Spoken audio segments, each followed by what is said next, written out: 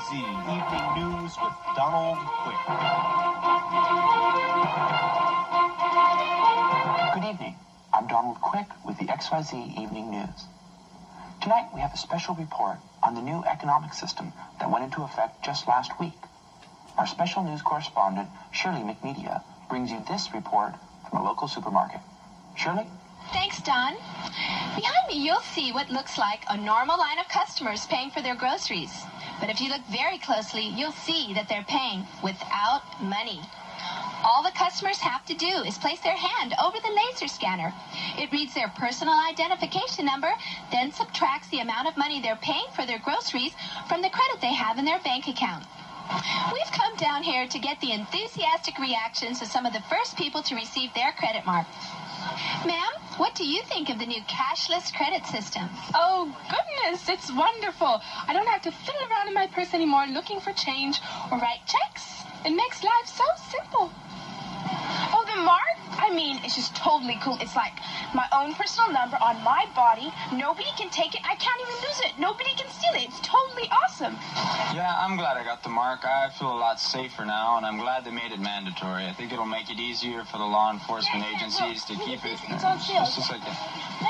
to keep track on the criminals, and I think society will be a lot safer. Come on, look, see, it's got a... And speaking of criminals, the government has issued a law making it illegal to buy or sell without the new credit mark. It is a criminal offense to refuse to get your own personal identification number. Shirley McMedia, XYZ News at your local supermarket. Back to you, Don. Thanks, Shirley. You may be wondering, why would anyone want to refuse to get a credit mark anyway? Here's an interview with a religious fanatic who was picked up just this afternoon for failing to have a credit mark. In fact, he was picked up in front of a credit registration center for passing out pamphlets claiming to expose the new world credit system as a sort of, quote, satanic conspiracy.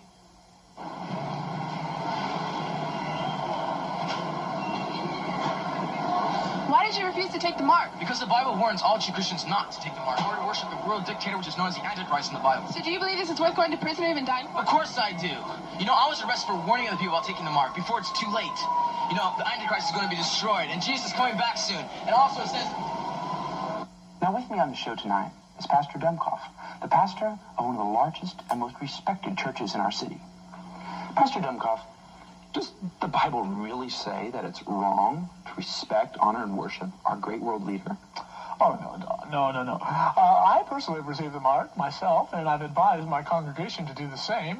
It's mostly just these, religious fanatics who freak out about these type of things. But if you would read the Bible, it clearly states in Romans chapter 13, verses 1 through 7, that Christians should submit to the higher powers, as well as 1 Peter 2:17 that tells us to honor the king. So what could possibly be wrong with submitting to and worshiping our great world leader who's restored order to the world after the economic crash? It's just another level that the church is moving on to, and we're very excited about all the good things that the new world order is accomplishing.